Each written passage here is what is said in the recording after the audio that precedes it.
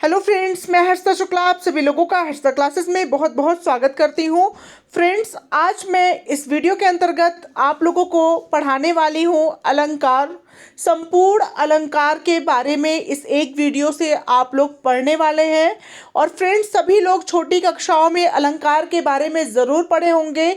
यहाँ से आप लोगों का रिवीजन भी हो जाएगा और साथ ही साथ अलंकार का टॉपिक बिल्कुल आप लोगों को क्लियर हो जाएगा, क्योंकि अलंकार ना सिर्फ आपके डीएलएड चतुर्थ सेमेस्टर के लिए एक महत्वपूर्ण टॉपिक है, साथ ही साथ ये विभिन्न शिक्षक भर्ती में भी यहाँ से प्रश्न ज़रूर पूछे जाते हैं। विभिन्न प्रतियोगी परीक्षाओं में यहाँ से प्रश्न ज़रूर बनते हैं।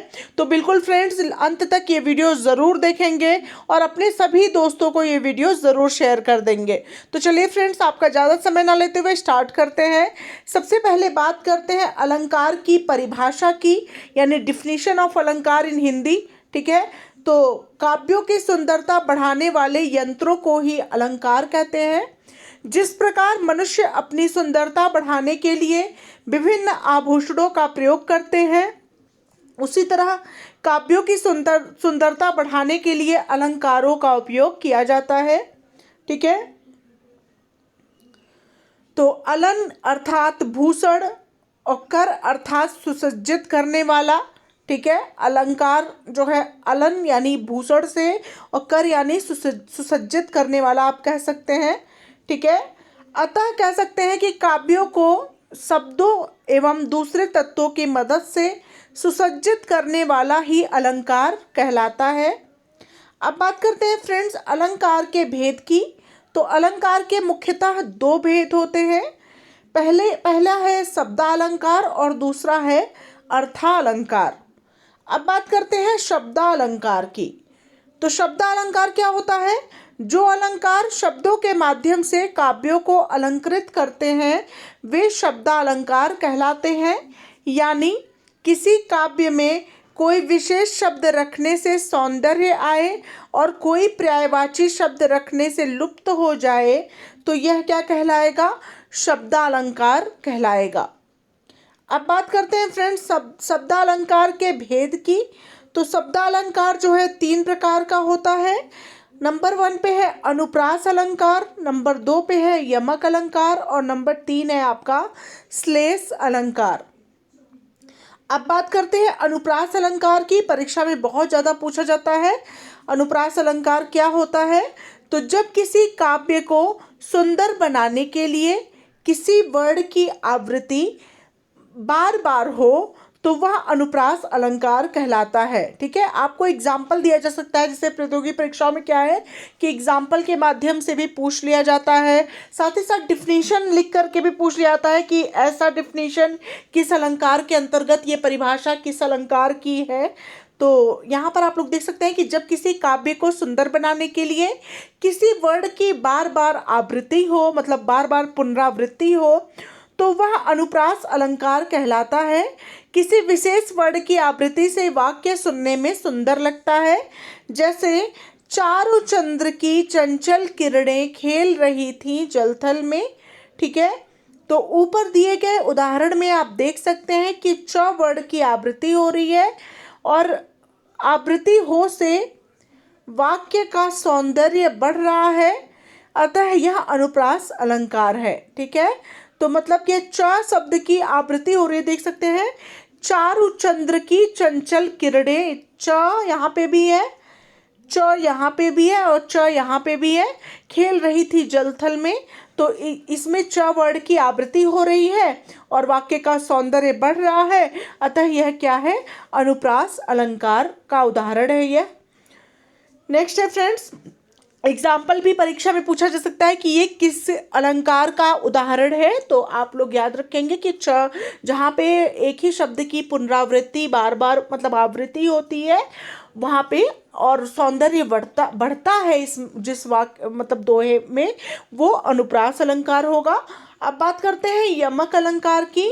तो जिस प्रकार अनुप्रास अलंकार में किसी एक वर्ण की आवृत्ति होती है, उसी प्रकार यमक अलंकार में किसी काव्य का सौंदर्य बढ़ाने के लिए एक शब्द की बार बार आवृत्ति होती है और दो बार प्रयोग किए गए शब्द का अर्थ अलग हो सकता है, जैसे कि काली घटा, घमंड घटा। तो घटा दो बार है फ्रेंड्स, यहाँ पर देख सकते हैं घटा शब्द की यहाँ पे आवृत्ति हुई है, दोनों का अर्थ अलग अलग होगा, ठीक है। यहाँ घटा शब्द की आवृत्ति भिन्न भिन्न अर्थों में हुई है। पहले घटा शब्द वर्षा काल में उड़ने वाली मेघमाला के अर्थ में प्रयुक्त हुआ है, और दूसरी बार घटा का अर्थ है कम हुआ है, ठीक है। अतः यहाँ यमक अलंकार होता है, ठीक है। एक आपने एक और एग्जाम्पल पढ़ा होगा छोटी कक्षाओं में, कनक कनकते 100 गुनी मादकता अधिकाए, या खाए बौराए नर वा पाए बौराए। तो फ्रेंड्स यहाँ कनक कनक दो बार प्रयोग हुआ है इस दोहे में। एक कनक का अर्थ सोना है और दूसरे का कनक का अर्थ है धतूरा, जिसे पा करके भी मनुष्य बौरा जाता है। कनक मतलब सोना, जिसे पा करके भी मनुष्य बौरा जाता है, ज़्यादा सोना उसे मिल जाए तो। और कनक यानी दूसरे कनक का अर्थ है धतूरा, जिसे खा करके भी मनुष्य बौरा जाता है। तो इसी तरह से काली घटा, घमंड घटा में यहाँ एक घटा जो है वो वर्षा काल में उड़ने वाली मेघमाला के अर्थ में प्रयुक्त होता है, और दूसरी घटा का अर्थ है कम हुआ यानी घट गया। तो यहाँ पे क्या है, यह यमक अलंकार का उदाहरण है, ठीक है। होप आप लोग को समझ में आ गया होगा यमक अलंकार का एग्जाम्पल और विथ डिफिनीशन यानी परिभाषा के साथ। अब बात करते हैं फ्रेंड्स श्लेष अलंकार की, बहुत ही महत्वपूर्ण है श्लेष अलंकार भी। तो श्लेष अलंकार ऊपर दिए गए दोनों अलंकारों से भिन्न है। श्लेष अलंकार में एक ही शब्द के विभिन्न अर्थ होते हैं, ध्यान दीजिए। एक ही शब्द का प्रयोग होगा लेकिन उसका अर्थ जो है वो अलग अलग होगा। जैसे कि एग्जाम्पल हो गया, रहीमन पानी राखिए, बिन पानी सब सून, पानी गए न उबरे, मोती मानुष चून। यहाँ पे मोई है, मोती होगा यहाँ पे, ठीक है, मोती मानुष चून। तो यहाँ पे आप देख सकते हैं इस दोहे में रहीम ने पानी को 3 अर्थों में प्रयोग किया है। पानी का पहला अर्थ है मनुष्य के संदर्भ में है, जब इसका मतलब विनम्रता से है, ठीक है। रहीम कह रहे हैं कि मनुष्य में हमेशा विनम्रता होनी चाहिए, ठीक है। पानी का दूसरा अर्थ आभा, तेज या चमक से है, और जिसके बिना मोती का कोई मूल्य नहीं है, ठीक है। और पानी का तीसरा अर्थ जल से है, जिसमें आटे यानी चूर्ण से जोड़कर दर्शाया गया है। रहीम जी का कहना है कि जिस तरह आटे का अस्तित्व पानी के बिना नम नहीं हो सकता, उसी तरह मोती का मूल्य उसकी आभा के बिना नहीं हो सकता। और उसी तरह मनुष्य को भी अपने व्यवहार में हमेशा पानी यानी विनम्रता रखना चाहिए, जिसके बिना उसका मूल्यह्रास होता है। अतः यह उदाहरण श्लेष अलंकार के अंतर्गत आएगा। नेक्स्ट है फ्रेंड्स अर्थालंकार, ठीक है। अभी आपको लोगों को मैंने शब्दालंकार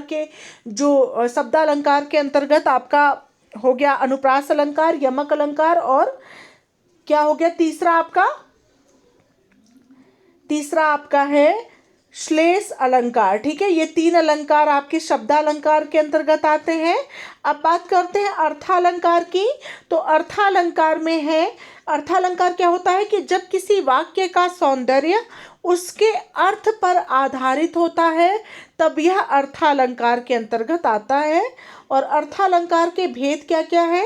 अर्थालंकार के मुख्यतः 5 भेद होते हैं। पहला है उपमा अलंकार, दूसरा है रूपक अलंकार, तीसरा है उत्प्रेक्षा अलंकार, चौथा है अतिशयोक्ति अलंकार, और 5वां है मानवीकरण अलंकार। अब बात करते हैं उपमा अलंकार की। तो उप का अर्थ है समीप से, और पा का अर्थ है तोलना या देखना, ठीक है, ध्यान दीजिएगा। उप का अर्थ है समीप से, और माँ का अर्थ है माँ यहाँ पे होगा तोलना या देखना। अतः जब 2 विभिन्न वस्तुओं की में समानता दिखाई जाती है तब वहाँ उपमा अलंकार होता है। जैसे कि कर कमल सा कोमल है, तो यहाँ पैरों को कमल के समान कोमल बताया गया है। कर यानी हाथ भी आप कह सकते हैं, हाथों की संज्ञा क्या है? कमल सा कोमल है, ठीक है। तो यहाँ उपमा अलंकार होगा, मतलब कर मतलब हस्त होता है, ठीक है, हाथ होता है, यहाँ पैर लिखा हुआ है लेकिन कर पैर भी होता होगा, लेकिन हाथ मेन होता है हाथ। कर मतलब हस्त यानी हाथ। तो हाथों की तुलना किससे की गई है, किस कोमलता की तुलना, कमल से की गई है। तो यहाँ पे हाथ की तुलना कमल के समान कही गई है कि कर जो है वो कमल सा कोमल है। तो यहाँ पे उपमा अलंकार होगा। ठीक है, उपमा के अंग कौन कौन से होते हैं। पहला है उपमेय। तो जिस वस्तु की समानता किसी दूसरे पदार्थ से दिखलाई जाए तो वह उपमेय होते हैं। जैसे कर कमल सा कोमल है, इस उदाहरण में कर उपमेय है। ठीक है, मतलब जिसकी समानता जिसका तुलना किया जाए, कर का तुलना किया गया है तो कर उपमेय है। नेक्स्ट है उपमान। तो उपमेय को जिसके समान बताया जाए उसे उपमान कहते हैं। उक्त उदाहरण में कमल उपमान है, मतलब कि कर का तुलना किससे किया गया है, कमल से किया गया है। कर यहाँ पे क्या है, कर यहाँ पे उपमेय है, और जिससे तुलना की गई है, कमल से तुलना की गई है, तो कमल क्या है, उपमान है।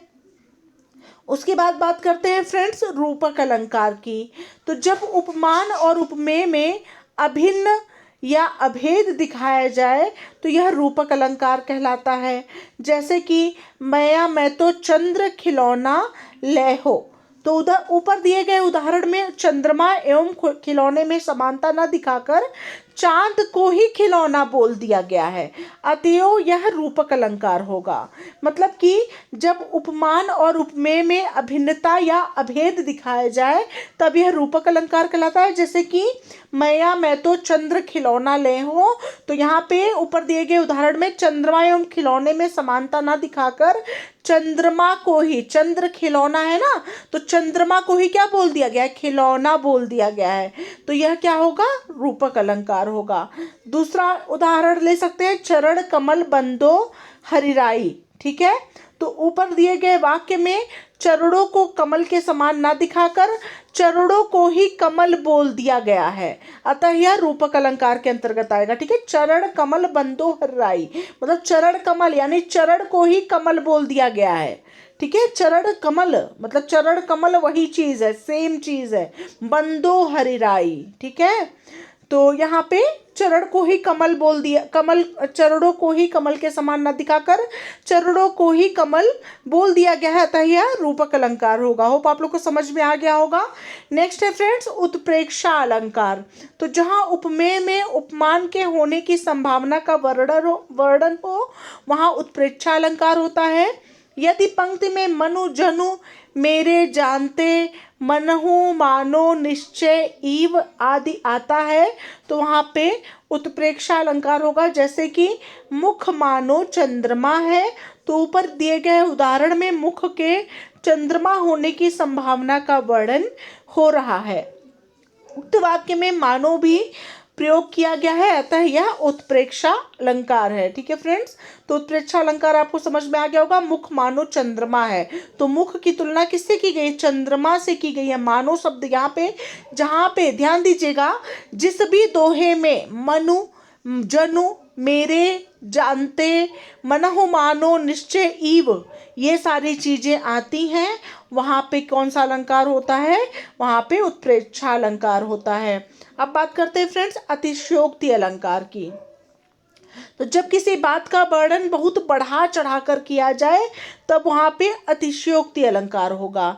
जैसे कि आगे नदियाँ पड़ी अपार घोड़ा कैसे उतरे पार, राणा ने सोचा इस पार तब तक चेतक था उस पार। ठीक है, तो यहाँ पे आगे नदियां पड़ी अपार घोड़ा कैसे उतरे पार, राणा ने सोचा इस पार तब तक चेतक था उस पार। मतलब राणा इधर सोच रहे हैं कि इतना ज़्यादा नदियां हैं और घोड़ा कैसे वहाँ उधर उस पार उतारे, और राणा ने इधर सोचा और चेतक उस पार पहुँच गए।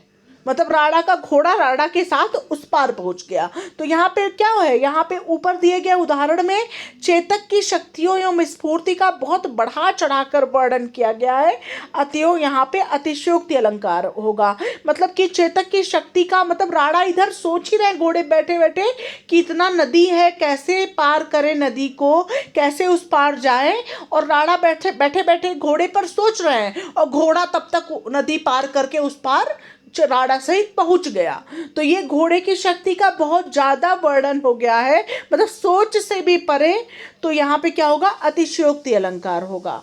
अब नंबर 5 है फ्रेंड्स, मानवीकरण अलंकार।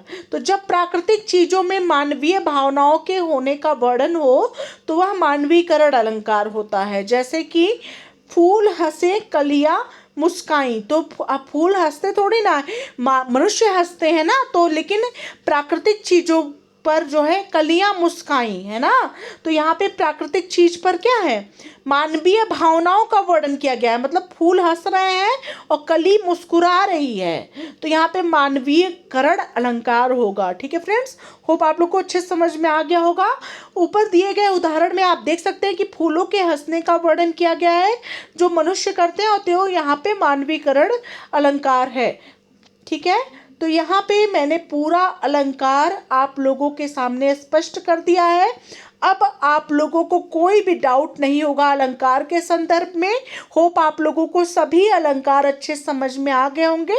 ठीक है फ्रेंड्स, तो अगर अभी तक आप लोगों ने हर्षिता क्लासेस को सब्सक्राइब नहीं किया है तो सभी सब्जेक्ट्स की बहुत ही बेहतरीन तैयारी के लिए हर्षिता क्लासेस से जुड़ना ना भूलें। और ऐसे ही मैं सभी विषय की आप लोगों को बहुत ही बेहतरीन तैयारी कराती रहूँगी। ठीक है, मिलते हैं नेक्स्ट वीडियो के साथ, तब तक के लिए thank you so much friends, thanks for watching my video.